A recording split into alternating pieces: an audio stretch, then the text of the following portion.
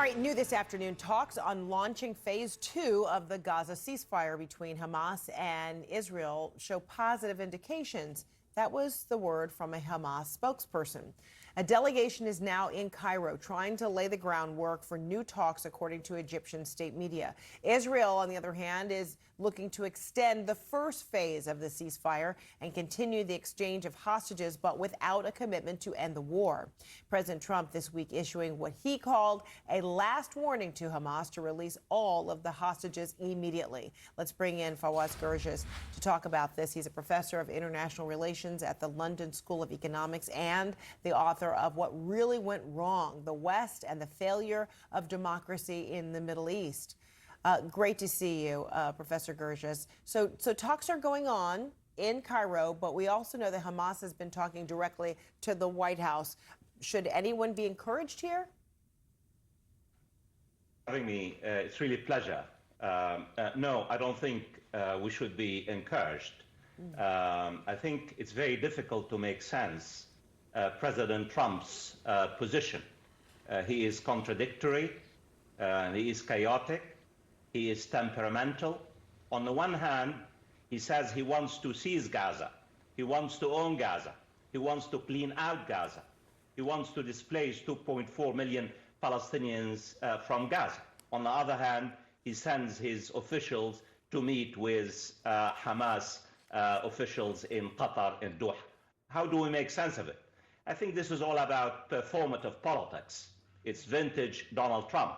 He wants to exert pressure on Hamas in order to release the 5 American hostages with dual Israeli nationalities, in particular, 1 American hostage who's alive. So we have to wait and see. But at the end of the day, I don't think we're seeing any major progress because there's a huge divide between Hamas on the one hand and Israel and the United States on the other hand, regarding the morning after in Gaza. What will happen in Gaza after the release of the Israeli hostages and more Palestinian captives and prisoners in Israeli jails? Does that divide only further widen the longer Israel restricts any kind of humanitarian aid from getting into Gaza? I mean, you're talking about Israel is using starvation as a weapon of war. In the past 15 months, Israel repeatedly denied using starvation as a weapon of war, even though U.S. officials and humanitarian aid have made it very clear that Israel consciously prevented the entry of humanitarian aid. Now, Israel does not really have any obligation to say, well, look, saying no humanitarian aid to Gaza. I'm more concerned that Donald Trump's statements are pouring gasoline on a raging fire. He's already complicating a very complex situation. Here is what I fear. What I fear is that Israel does not really want to go to phase 2 of the ceasefire. Why?